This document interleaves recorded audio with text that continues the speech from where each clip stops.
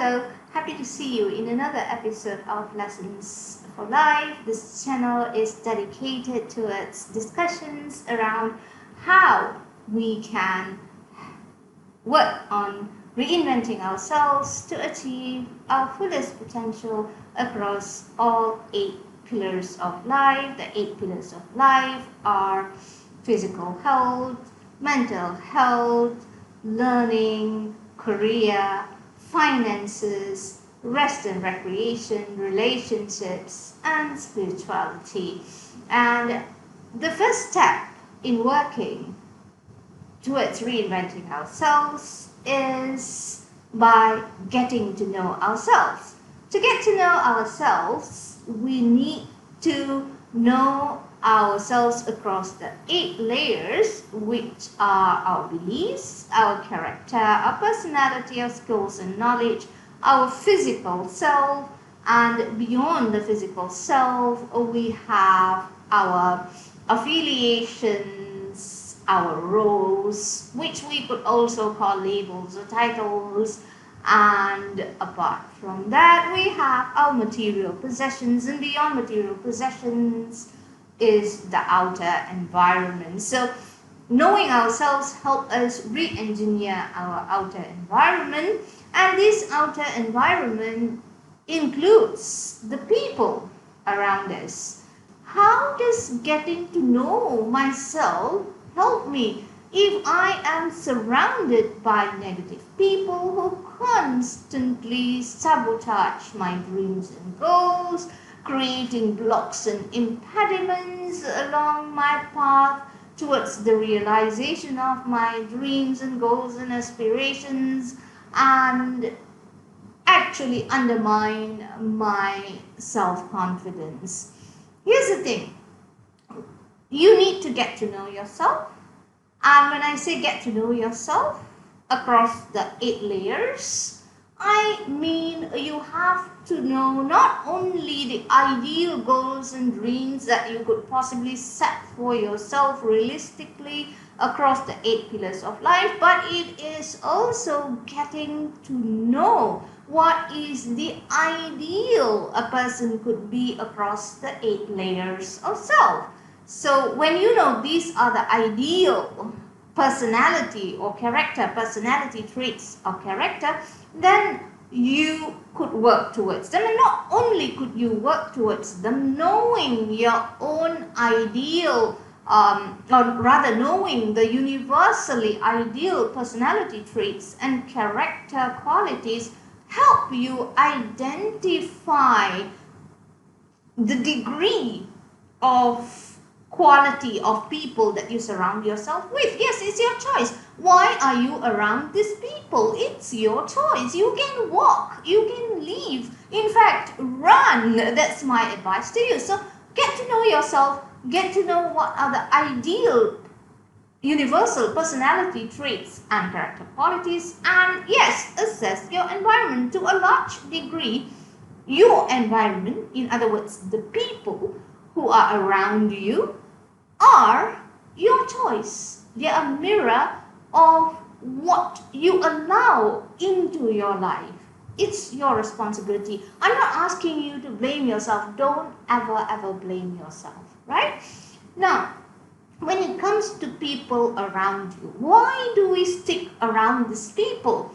At some level, we feel that we have something to gain by being around these people, don't we? Perhaps they offer us financial security. Perhaps we meet our need for a place, a comfortable place to live in, by associating with these people. They could be family members, they could be a spouse, girlfriend, boyfriend, your parents, an elderly relative. We choose these people at some level because we think being with them serves us. In fact, sometimes if these people are not necessarily well mentally, they might tie you down by providing you these basic necessities, right? So herein lies the danger. So get to know yourself. By getting to know yourself, that means know yourself as you are.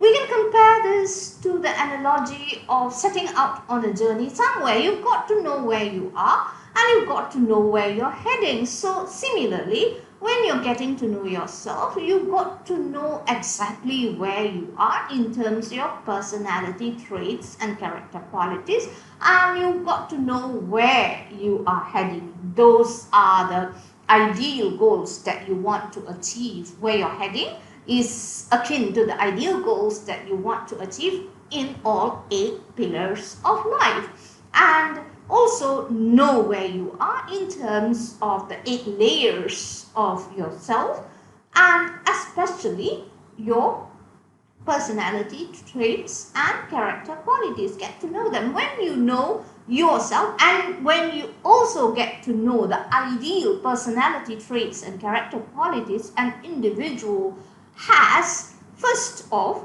you can identify what are you lacking in terms of personality traits and character qualities. Do you have certain undesirable traits? Are you manipulative? Are you do you like to gossip, for example, or are you work avoidant? Yes, so you can identify those shortcomings in yourself. Not only can you do that, you can also identify the damaging traits and qualities in the people that are around you. Now, I am not saying everybody has evil intent, but I would also not so much say that, oh, regardless of whatever harm you think someone is causing you, they probably did it with the best of intentions. No, I will not rule out that some people around us do have evil intent. I'm not going to bother being politically correct in this video,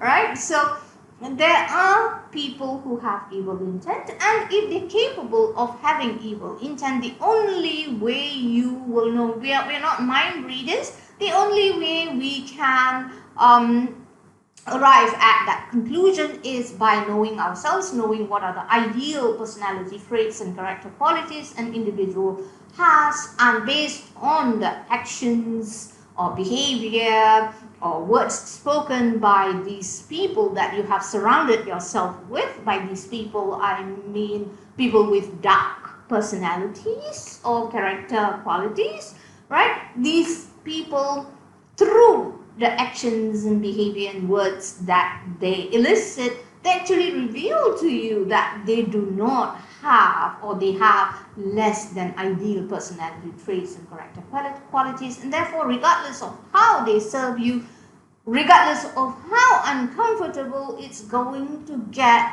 how much you have to simplify your life, how much more workload that you have to take on, in order to make ends meet, I would recommend that you run and leave. So it all starts with you getting to know yourself, you setting yourself straight, you reinventing yourself, in other words, and then this helps you identify the ideal personality traits and character qualities. Remember, they are actually the second and third layer from inside moving outwards in the 8 layers of self, right? So know these 2 layers very well. Start reinventing them towards the ideal, and this will help you recognize the value of certain people in your life. We do encounter people who are less than empowering.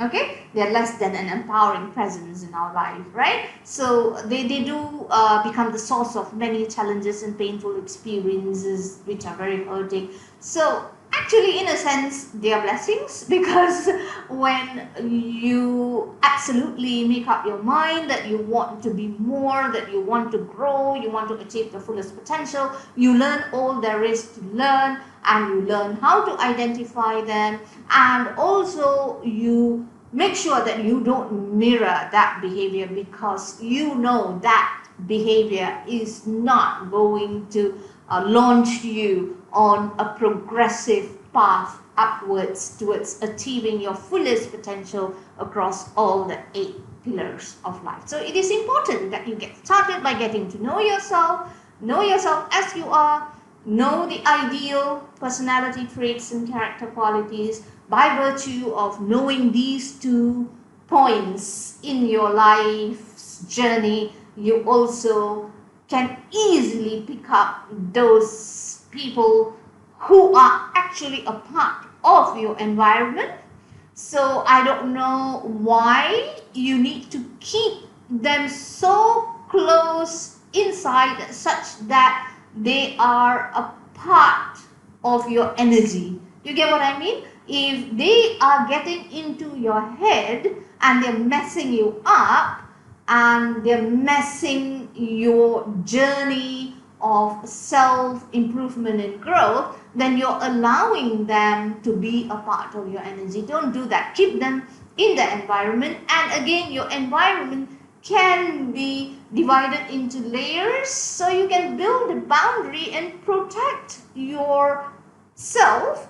You don't have to allow these people to come into your environment in a manner that they can interfere with your journey of self-reinvention and growth.